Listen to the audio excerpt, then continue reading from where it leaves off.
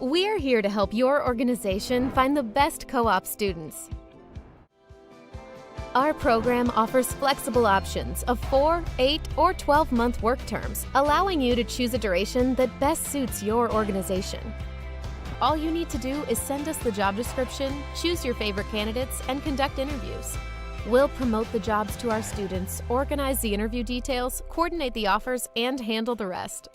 Whether you are looking to hire students or learn more about the benefits of co-op, we are here to help.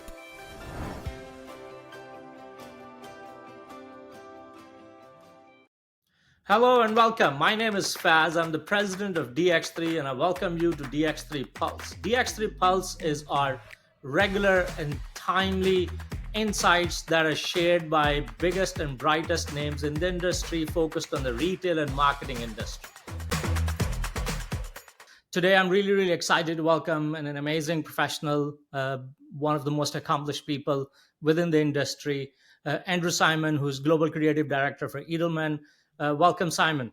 Welcome, Andrew. Thank you, and thank you. Andrew has a master's degree from JL Kellogg Graduate School of Management. He's anything but a typical creative leader. His career spans both the US with agencies including JWT New York and Saatchi Los Angeles, as well as Canada, notably helping DDB to be named Canada's most creative agency 6 times and Strategy Magazine's Agency of the Year 5 times. As CCO for Edelman Canada, he led the agency to its first Cannes Lions wins and to be the first PR agency named finalist for Agency of the Year twice. In his current role as Global Creative Director on clients including Unilever, he has earned multiple international awards, including a Gold Lion for Vaseline See My Skin. Andrew is the chair of ADCC, Advertising and Design Club of Canada, and is the host of In Conversation with a monthly profile industry creative leader. He's also the band manager for AST Band, featuring 4 talented performers on the spectrum, and is a board member of Jake's House, a charity providing a spectrum of support to the autism community. That's an incredible bio, Andrew. So I'm really honored and thrilled to have you, and thank you very much for making the time for us. Do you want to take us through what's sort of your view of the industry, where it is today, what's going on, and share sort of your perspective on things that are happening? Yeah, for sure. And thank you for having me. It's the industry is always changing, and I laugh to myself when people are like, "Oh my gosh, there's never been a bigger change like now with AI." And I was like, I've heard this literally for my entire career. There's always something, there's always something of like, this is going to change everything and we're never going to be the same. And it doesn't mean to take it lightly, or it doesn't mean it certainly doesn't mean it'll pass. What it means is just the world is always evolving. And I actually think it's a very good thing for us in the industry to recognize that the world doesn't stop. Like it's not like, okay, we're good now, and now we're going to do this for the next 5 years. Maybe there was a time many years ago where that was the case, but even then, and you can go back to like, oh, radio was once a thing, and then TV came along, and then, so there's always change, and changes should always be embraced. So when I look at the state of the industry, and, some people say, wow, a lot of agencies have closed and, and this and that. And I'm like, yeah, and a lot have opened. So it's the natural evolution of things change. COVID, of course, changed a lot of things for us, gave us different perspectives. It allowed us right now to be on this webinar because, video conferencing took over. It allowed me to be in a global creative role and to be in Toronto and to work with people around the world. So all this is good. AI is good. It's all positive change. And so I think the industry always responds. And, of course, there'll always be what does this mean for us? And are we going to be replaced and whatever? And it's like, we will not, as long as we, continue to do things and apply what we as humans are capable of doing. I will also say, I love seeing the growth of smaller agencies. So one of the things that has happened, and it's, some agencies even started during the pandemic, but we see agencies popping up like Broken Heart Love Affair, like Courage, like Mischief / No Fixed Address. And these are agencies that are really doing wonderful work with just at a different scale. and winning big clients, et cetera. So there's change afoot, and don't be afraid, don't hide, don't put your head in the sand. Go like, okay, what does this mean, and how can we be better, and how can we adapt to the way the world is working today? So, and I mean, isn't, as you had alluded to it, isn't this something, for example, that has happened in the past? I mean, that's how sort of networks came to be Yeah. back in the day also, that a lot of local small agencies came up. They were doing really good work because they could actually utilize those resources with specific clients. And then they will start sort of leverage economies of scale and either build a network or acquire one another, merge with one another, and larger agencies will come in, or larger networks will come in and say, well, we are not very good. I mean, even as recent as when the digital agencies started, a lot of traditional non-digital agencies came and said, we're not very good at this stuff. Can we acquire this one? Can we acquire that one? So Yeah. it is, in a way, just the repetition of that business cycle, isn't it? I totally agree. Yeah, it is a repetition. And sometimes cycles, it's more of a roller coaster. So some people get nauseous, which is understandable. But it is, and the interesting thing is, like, maybe the mindset of the independent might have changed in some cases. So, and look like an agency like Rethink. Okay, Rethink has been independent for a very long time. They didn't just go, okay, here's our plan in 5 years, we're going to get bought out, and we're going to do this thing. Oh, we can't scale unless we do this. They're in New York, they're in the States, they're hiring major talent.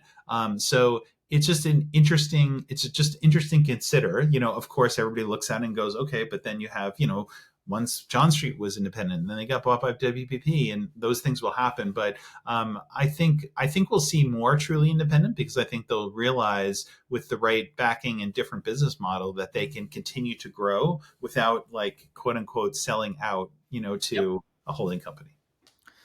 And in your sort of opinion, what are sort of the major trends that you foresee in the next 3 to 5 years? Where do you think, like, overall the industry, what are the things that will happen that could impact the whole industry? Yeah, great question. And I don't have a crystal ball that I know of, but maybe it's somewhere. But I would say, one, I fully expect there to be more and more independent agencies. So I do think that it will continue, because when you do look at the ones I mentioned, and you look at their success, everybody's looking at their success, and it's like, oh, I might have been scared to do this before.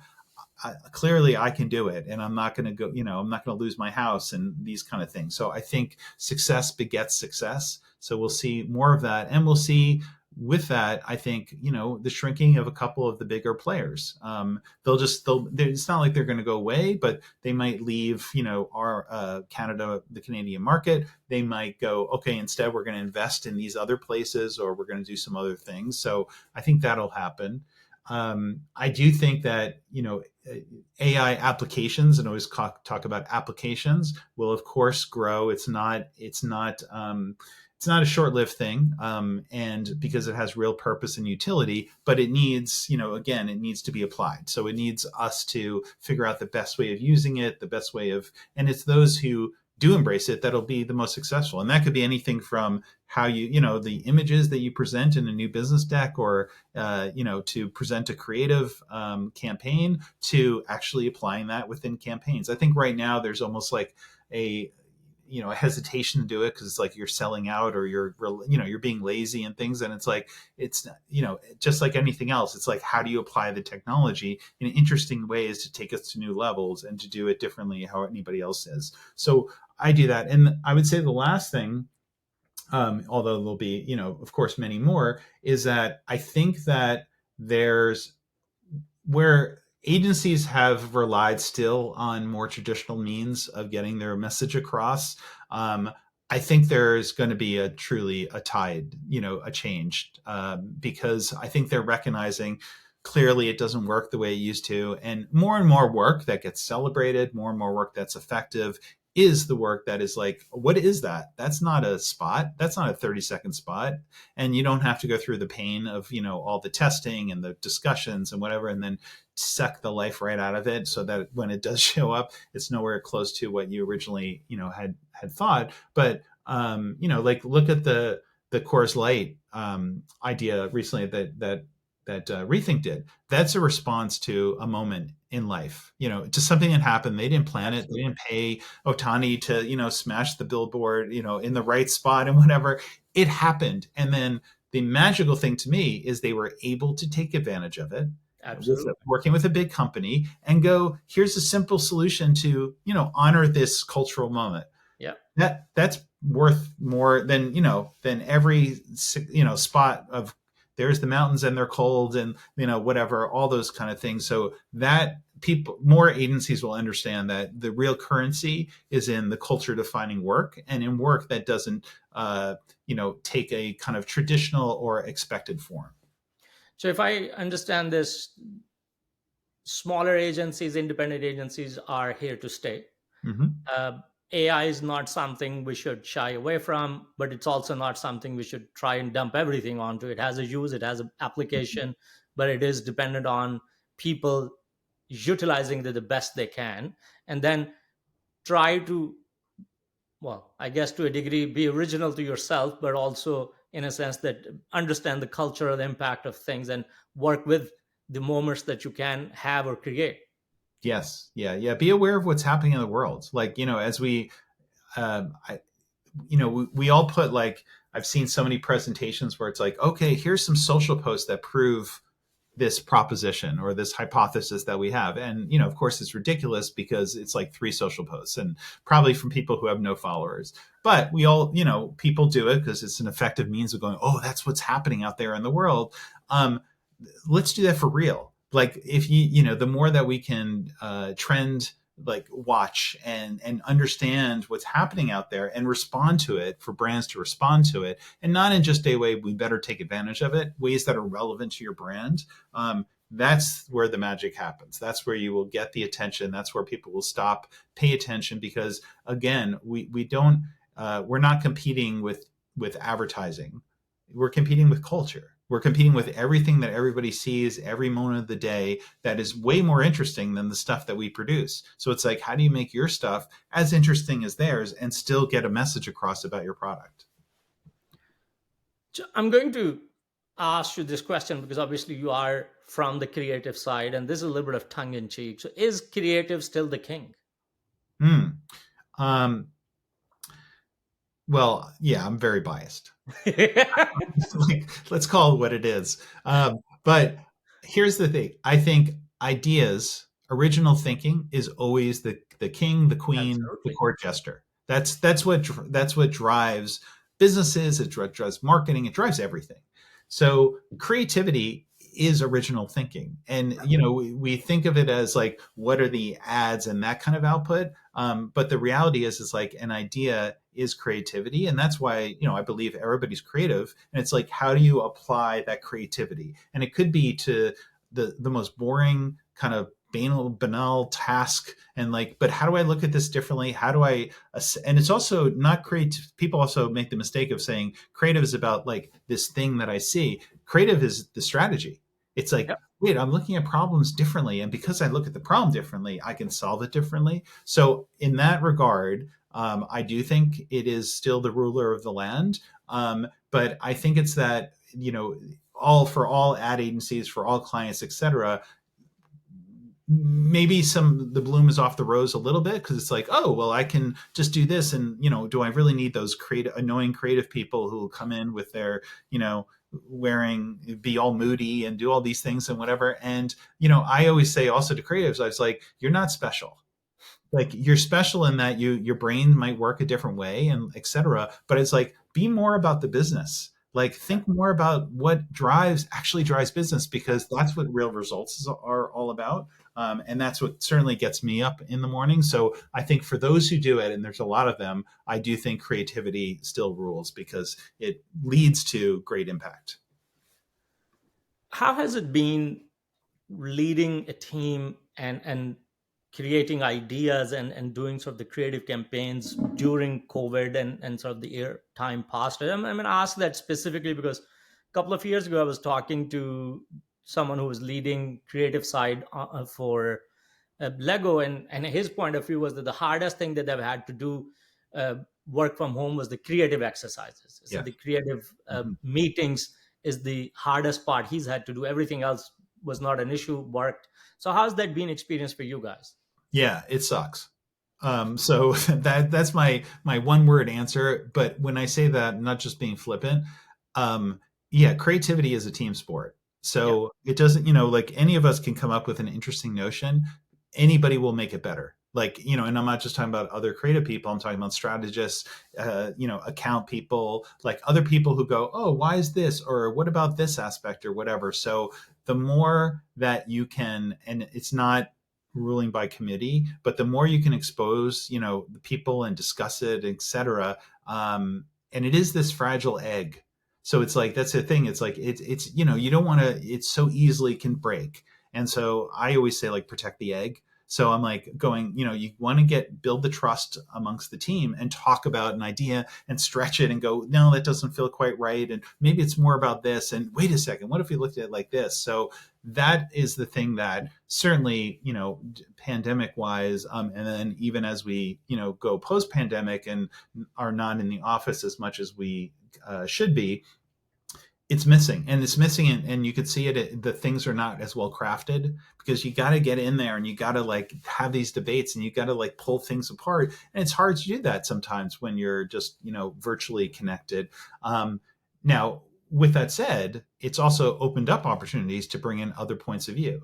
So like that's something I certainly have experienced in my global role. Like I work with people in London or in Thailand or wherever it might be, in New York, even when I'm in Toronto, and I'm able to, in smaller groups, get some good juice out of the lemon type of thing. And so there's good or bad, but there is definitely nothing like being physically together, because also it's got to be, creativity is all about freedom.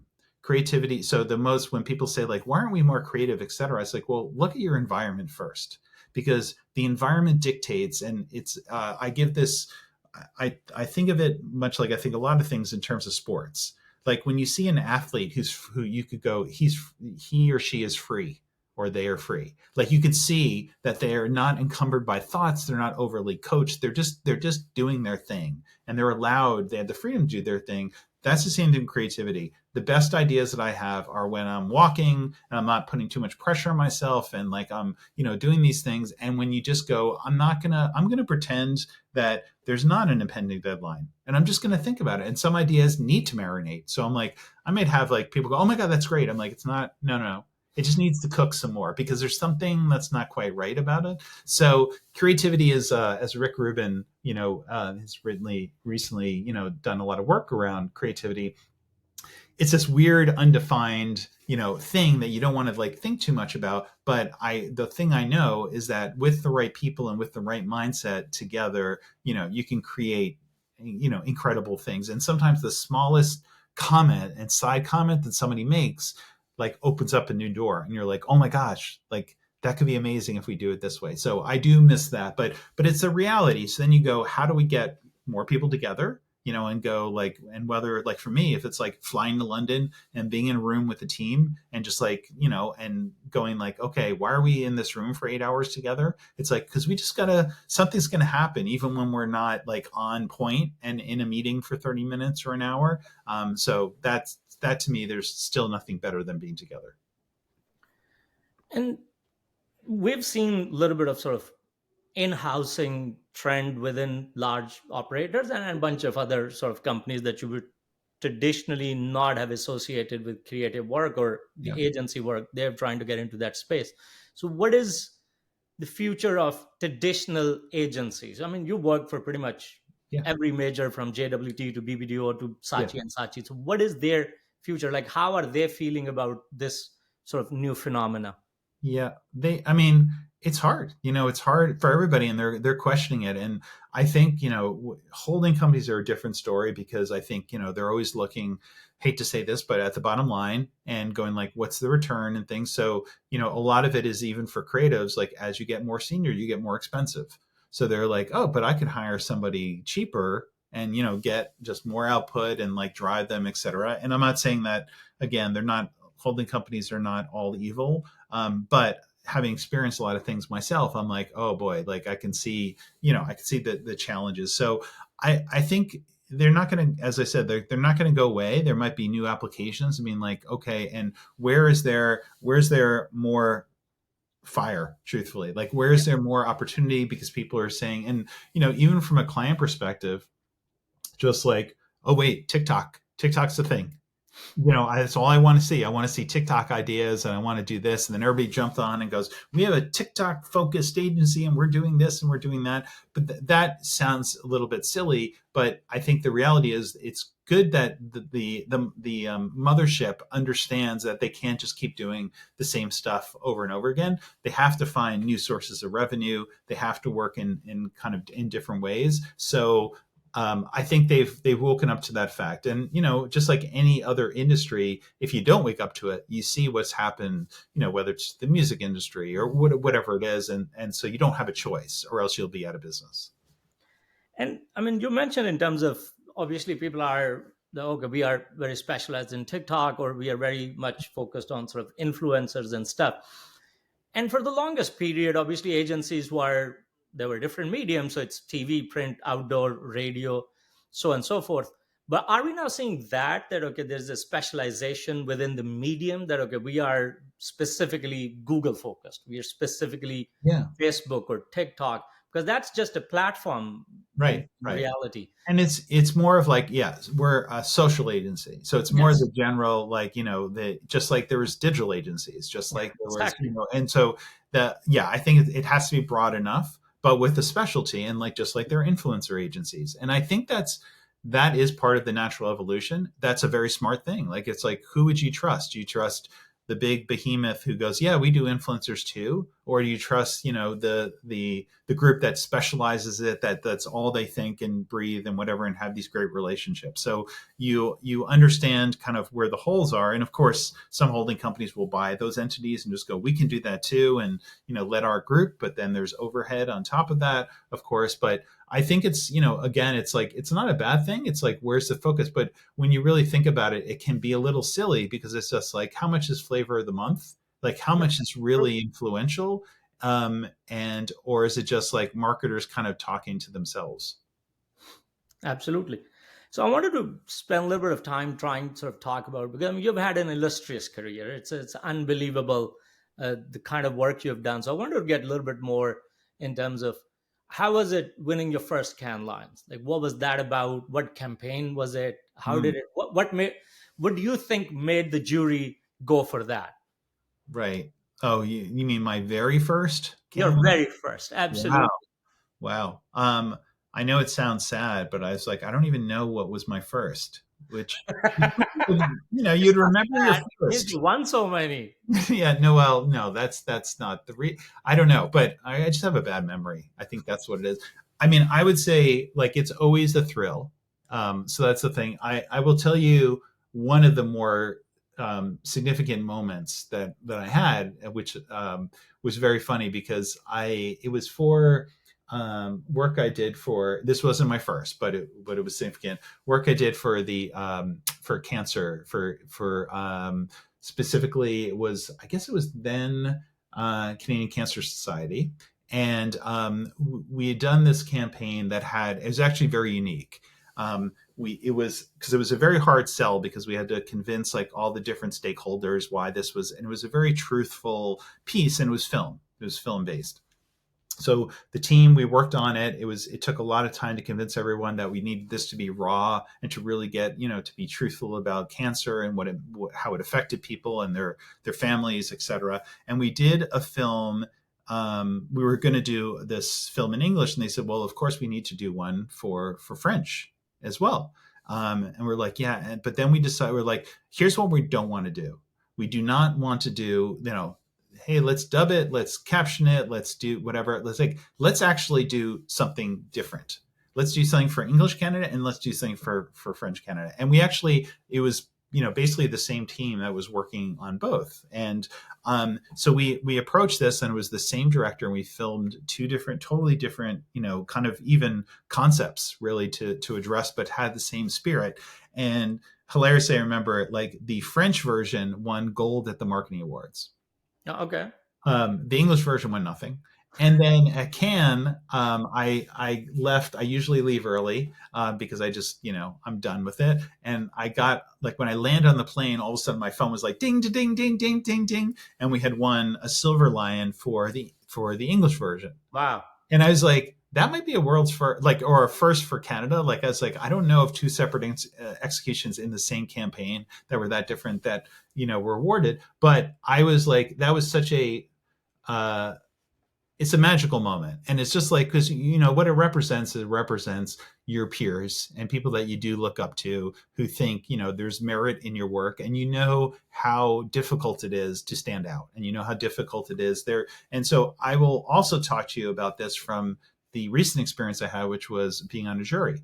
Yep. So I was invited many years ago, um, and as it goes, it was when my wife was pregnant with my daughter, and so I made the decision, even though I was asked to be on a jury, I turned it down, and they were like, "What?"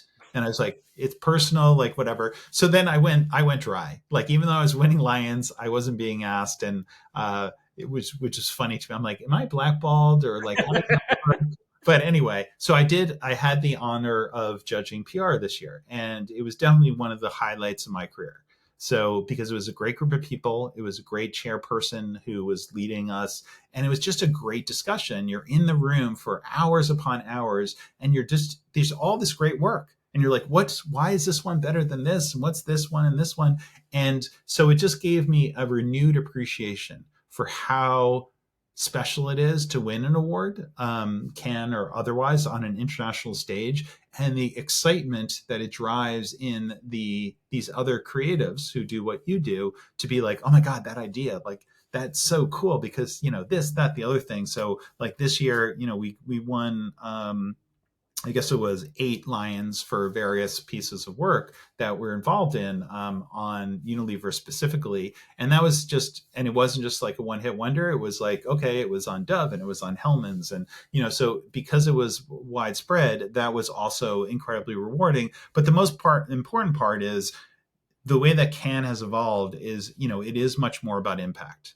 And that means something to me because I've always gone, winning an award, and I don't mean to belittle awards, but it's not the hardest thing in the world. There's a certain flavor that you can bring forward that would kind of improve your chances greatly.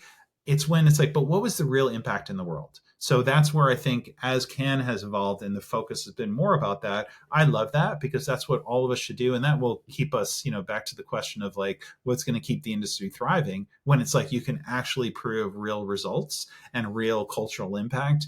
That's the key. So yeah, so I'm a big fan of Cannes. I've obviously done it. I've been there a lot, and I never get sick of of course winning an award. But I also understand how more so than ever, like how much more challenging it is than ever before. And you've spent time in New York and then Toronto, and obviously you do a lot of work in England and in London as well. What are sort of the distinctive things about all three? Because they're all sort of Yeah. big cities and they all take pride in the work they do. But I'm sure that you've observed things that are sort of uniquely for each place. Is that Yeah. something you can talk about? Yeah, for sure. And a lot of it is dictated by the agency that I've worked at and like just the size of the agency and the outlook of the agency. So I know that what I love is that so let's start with New York. Um, very big place, very competitive. And working there, like I kind of felt that pressure, and I just felt like a lot of eyes on everything, and so it wasn't necessarily my cup of tea because it just felt like a lot. But back to it was the place that I was working at the time, and just the way that they were structured. When I worked in LA, and I worked at Saatchi for a few years, and I worked on one big account, but it was same thing. There's like I think we had I don't know, it was 30 teams or something like that. And there was a little bit of like, I'm not going to show you what I'm doing because I don't want you to steal it. And like, and I am American by birth, so I can say this with love. But it also was bigger budgets, and bigger budgets to do more interesting things. So there was something that was wonderful about working in the States of just having, just the bigger canvas to go and working with just different kinds of partners. Um, Sorry, I've got That's all right. I still have a landline, which is amazing. So I'm a traditional person, but it'll go away in a minute. And then and then when I moved to Toronto and whatever, it was kind of like my favorite experience, and this is the Canadian experience, because it was the value of the idea was everything. I couldn't hide, with big productions. Like I did a spot with Industrial Light and Magic, and like that was one of my favorite experiences of my life. I went to Skywalker Ranch and I did this and did that. But I was like, the truth is, I'm like, yeah, the idea was good. It wasn't great. But it was just like all these talented people like contributing to it, which made it, better than average. And there was something about stripping that all away. And going like, okay, this was the DDB experience, but we have to do a lot with less. And it really was a true celebration of creativity to me. So that's why it's like why I've stayed in Canada. And what I love about it is like it feels like, we're more resourceful, and and there's some great talent across the board, not only just like, from an ad agency standpoint, but the production community standpoint. And I just love collaborating with people to make great things. I would say like London is another, big city, complicated place. Again, reflective of the agency. Like I love working on programs for the UK, because I think that there is certainly a sense of there's an appreciation for creativity. Like it just feels like sometimes like a higher bar, and maybe that's within the agency experience itself. But it's just, even for that, it's like just an expectation of greatness. So I just I'm all about that, and a lot of it is like what's in the culture again, like what's the competition. So you got to be better because there's just more interesting things that are out there in the world. And how did you get started in this industry? Like, is that what you wanted to do when you were coming out of college, and like when you were growing up? Did you want to be in the Should I lie agency? down on the couch? Because I feel like this is a therapy session, which is good. So the yeah, so here's my this is my my career advice to everyone is like, and everybody's like, oh my God, how did that happen? I was like, so you certainly make your own luck. Like 50% of this is definitely luck, and anybody who says it's not is lying to you. I did not plan out my career. Like I didn't, when I was like 3, I remember making my first ad, and there was none of that. I was a social psychology major in university, and I just liked the way, what's people like, what makes our minds, go, like what Yeah. makes people tick? How do we work together in groups and this? And I fell into, wasn't until my senior year when I was like, oh God, I got to get a job. And then, somebody had mentioned to me that's like, would you consider advertising? Because that's, it's all about behavior and motivations and Absolutely. things. I'm Yeah. like, that sounds, and I love the creativity of it. That's cool. My first job was an assistant media planner, or a All media right. planner.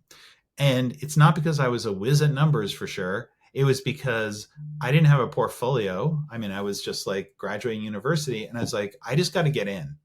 If I get in, then I can work my way, kind of like a virus. I can work my way through and attach myself to things and learn. And so I was talking to somebody at a party who did that and said, "What do you do?" And he's like, explained to me. I'm like, "Oh, I could do that."